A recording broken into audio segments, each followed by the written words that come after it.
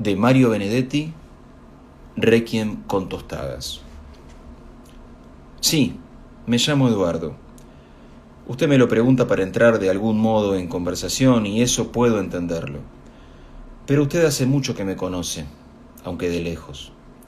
Como yo lo conozco a usted, desde la época en que empezó a encontrarse con mi madre en el café de Larrañaga y Rivera, o en este mismo. No crea que los espiaba. Nada de eso.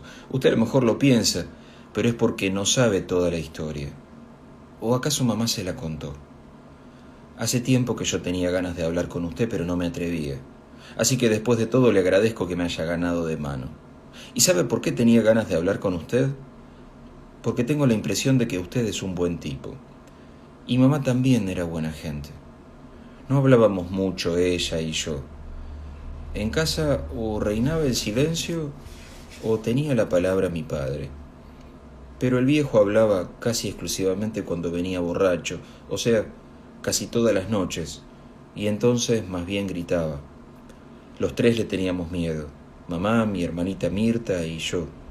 Ahora tengo 13 años y medio y aprendí muchas cosas, entre otras, que los tipos que gritan y castigan e insultan son, en el fondo, unos pobres diablos. Pero entonces yo era mucho más chico y no lo sabía. Mirta no lo sabe ni siquiera ahora, pero ella es 3 años menor que yo, y sé que a veces en la noche se despierta llorando. Es el miedo. ¿Usted alguna vez tuvo miedo? A Mirta siempre le parece que el viejo va a aparecer borracho y que se va a quitar el cinturón para pegarle. Todavía no se ha acostumbrado a la nueva situación. Yo, en cambio, he tratado de acostumbrarme.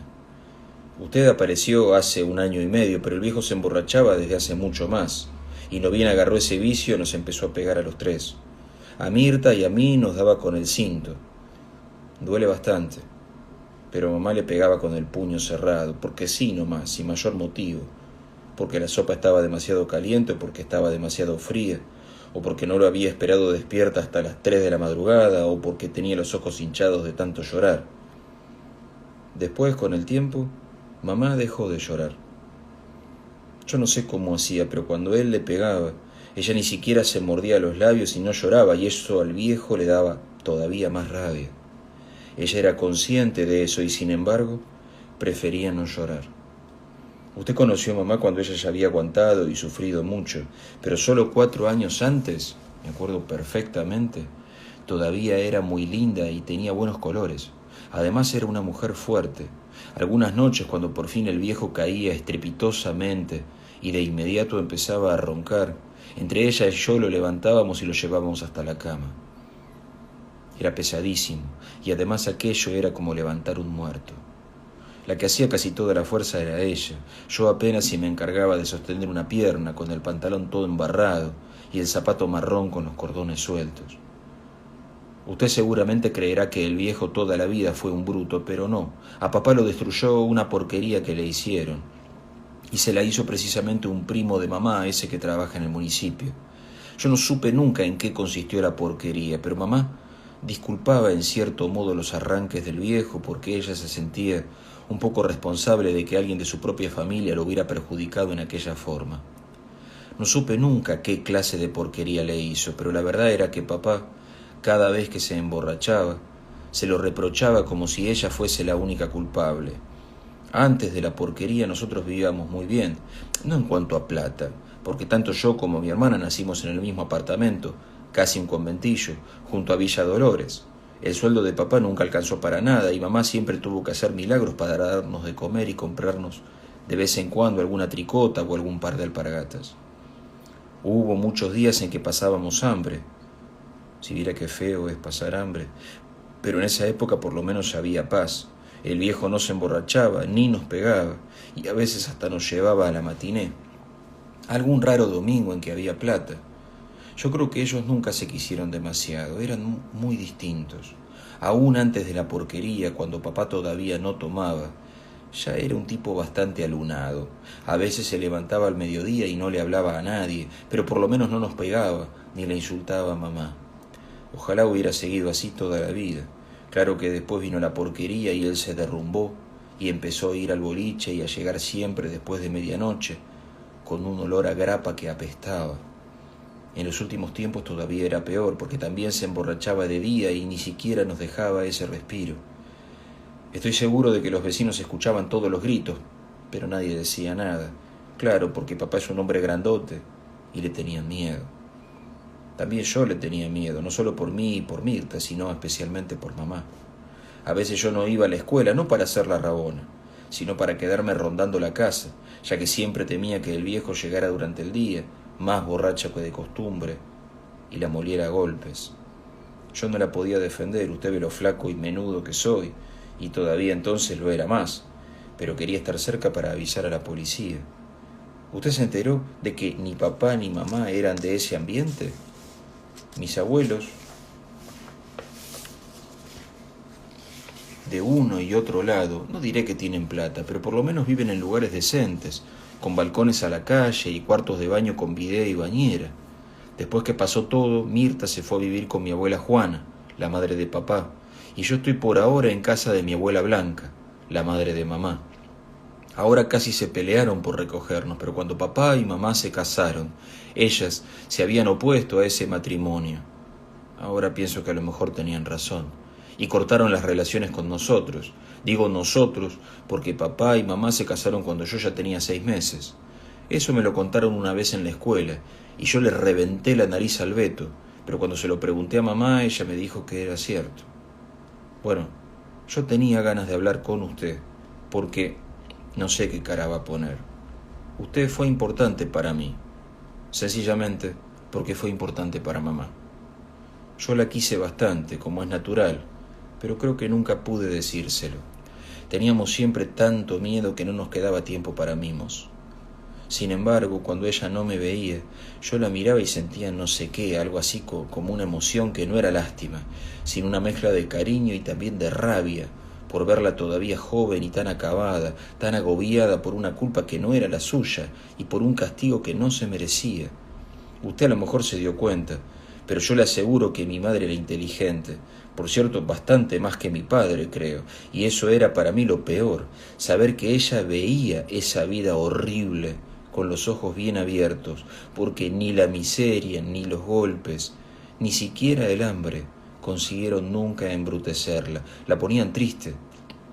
Eso sí, a veces se le formaban unas ojeras casi azules, pero se enojaba cuando yo le preguntaba si le pasaba algo. En realidad se hacía la enojada, nunca la vi realmente mala conmigo, ni con nadie. Pero antes de que usted apareciera, yo había notado que cada vez estaba más deprimida, más apagada, más sola. Tal vez fue por eso que pude notar mejor la diferencia. Además, una noche llegó un poco tarde, aunque siempre mucho antes que papá, y me miró de una manera distinta, tan distinta que yo me di cuenta de que algo sucedía, como si por primera vez se enterara de que yo era capaz de comprenderla. Me abrazó fuerte, como con vergüenza, y después me sonrió. ¿Usted se acuerda de su sonrisa? Yo sí me acuerdo. A mí me preocupó tanto ese cambio que falté 2 o 3 veces al trabajo. En los últimos tiempos hacía el reparto de un almacén para seguirla y saber de qué se trataba. Fue entonces que los vi, a usted y a ella. Yo también me quedé contento. La gente puede pensar que soy un desalmado y quizá no esté bien eso de haberme alegrado porque mi madre engañaba a mi padre. Puede pensarlo, por eso nunca lo digo. Con usted es distinto. Usted la quería, y eso para mí fue algo así como una suerte, porque ella se merecía que la quisieran. Usted la quería, ¿verdad que sí? Yo los vi muchas veces y estoy casi seguro. Claro que al viejo también trato de comprenderlo. Es difícil, pero trato. Nunca lo pude odiar, ¿me entiende? Será porque pese a lo que hizo sigue siendo mi padre. Cuando nos pegaba a Mirta y a mí, o cuando arremetía contra mamá, en medio de mi terror, yo sentía lástima. Lástima por él, por ella, por Mirta, por mí. También la siento ahora que él ha matado a mamá y quién sabe por cuánto tiempo estará preso. Al principio no quería que yo fuese, pero hace por lo menos un mes que voy a visitarlo a Miguelete y acepta verme. Me resulta extraño verlo al natural, quiero decir, sin encontrarlo borracho. Me mira y la mayoría de las veces no me dice nada. Yo creo que cuando salga ya no me va a pegar. Además yo seré un hombre, a lo mejor me habré casado y hasta tendré hijos, pero yo a mis hijos no les pegaré, ¿no le parece? Además estoy seguro de que papá no habría hecho lo que hizo si no hubiese estado tan borracho. ¿O usted cree lo contrario? ¿Usted cree que de todos modos hubiera matado a mamá esa tarde en que, por seguirme y castigarme a mí, dio finalmente con ustedes dos? No me parece. Fíjese que a usted no le hizo nada. Solo más tarde, cuando tomó más grapa que de costumbre, fue que arremetió contra mamá. Yo pienso que en otras condiciones él habría comprendido que mamá necesitaba cariño, necesitaba simpatía, y que él, en cambio, solo le había dado golpes, porque mamá era buena. Usted debe saberlo tan bien como yo. Por eso, hace un rato, cuando usted se me acercó y me invitó a tomar un capuchino con tostadas, aquí en el mismo café donde se citaba con ella, yo sentí que tenía que contarle todo esto. A lo mejor usted no lo sabía, o solo sabía una parte, porque mamá era muy callada y sobre todo no le gustaba hablar de sí misma. Ahora estoy seguro de que hice bien, porque usted está llorando, y ya que mamá está muerta, eso es algo así como un premio para ella, que no lloraba nunca. De Mario Benedetti, Requiem con tostadas. Durísimo el Requiem con tostadas, en esa especie de monólogo interior, mejor dicho, de monólogo exterior. Se supone que es un chico de 13 años el que habla con el que pudo haber sido el último amor de su mamá, muerta a golpes por su padre.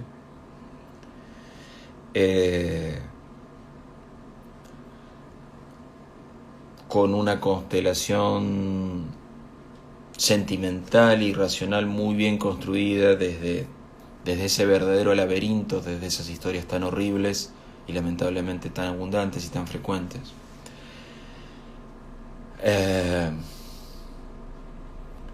Si uno se quisiera poner en exquisito como lector, podría decir, tal vez esa segunda persona, esto de que es el chico el que habla, es probable que un chico de 13 años y medio, en su expresión verbal con un extraño, no tenga un vocabulario tan rico, tan expresivo, tan exacto al mismo tiempo, tan lleno de sentimientos y tan objetivo al mismo tiempo. Tal vez una tercera persona, como en el hombro del chico, soluciona eso en el sentido que un lector molesto como yo no dice eso, molesto hacia el texto, digo, no que me moleste el texto, sino que yo sea molesto. Siempre les aclaro que a mí me gusta decir lo que me gusta de los textos. El texto está precioso, simplemente para que no quede tan chupamedias de toda la gente a la que leo, digo, podría ser que le dijéramos eso.